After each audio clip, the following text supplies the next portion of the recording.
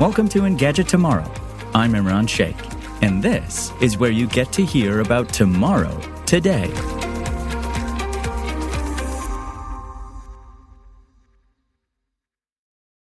Today we're talking about the future of social media and how regulation might rein it in.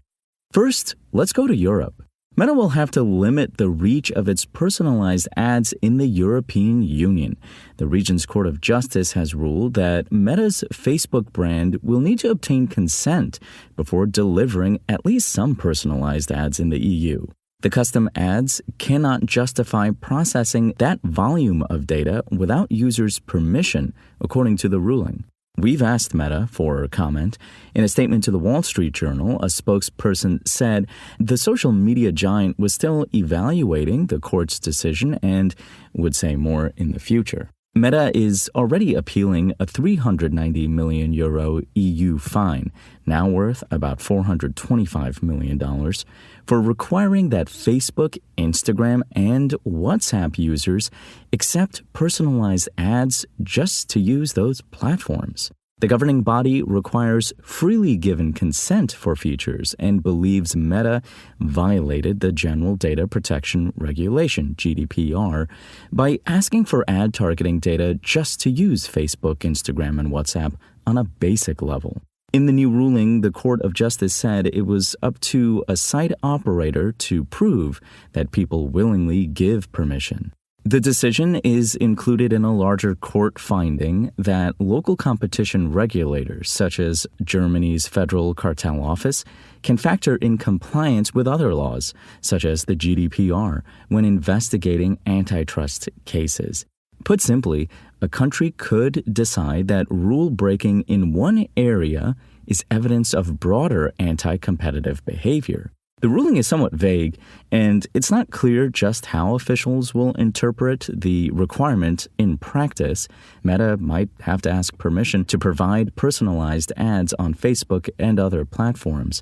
That could improve privacy for users, but affect the company's bottom line. The outfit warned of a hit to its ad revenue when iOS 14 gave users the ability to reject ad tracking in apps. This could represent another blow that affects everyone in the EU, regardless of the device they use. And in the US, things are getting messy in the courts around content moderation. A judge has blocked the Biden administration and other federal officials from communicating with social media companies in a case that could have far-reaching implications. On Tuesday, a Trump-appointed judge granted the state attorneys general in Louisiana and Missouri a temporary injunction against the federal government, reports the Washington Post. The two Republican lawyers sued President Joe Biden and other top government officials, including Dr. Anthony Fauci and Surgeon General Vivek Murthy, last year, accusing them of colluding with Meta, Twitter, and YouTube to remove truthful information related to the COVID-19 lab leak theory, 2020 election, and other topics. Although he has yet to make a final ruling in the case, Judge Terry A. Doughty wrote in his order that the Republican attorneys general produced evidence of a massive effort by defendants, from the White House to federal agencies, to suppress speech based on its content.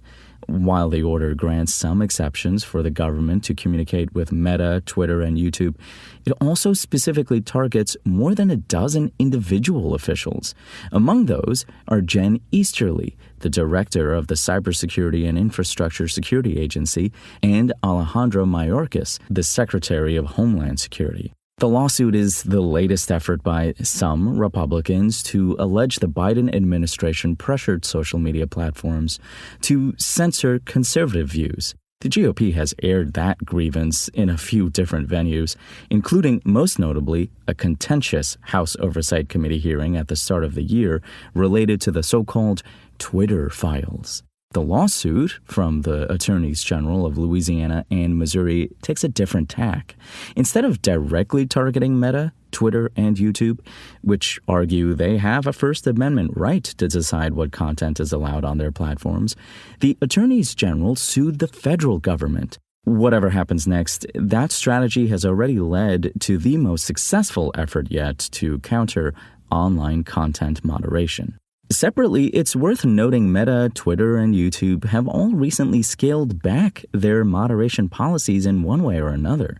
In the case of YouTube, for instance, the company said last month it would begin allowing videos that falsely claim fraud occurred during the 2020 election. Meta, meanwhile, last month pulled back its COVID-19 misinformation rules for Instagram and Facebook in countries where the pandemic is no longer deemed a national emergency.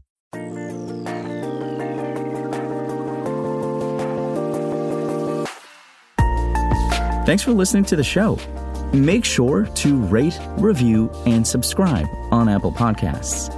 Today's show featured journalism by Engadget contributors Steve Dent and Will Shanklin and was produced by Spoken Layer. I'm Imran Sheikh, and we'll talk more tomorrow.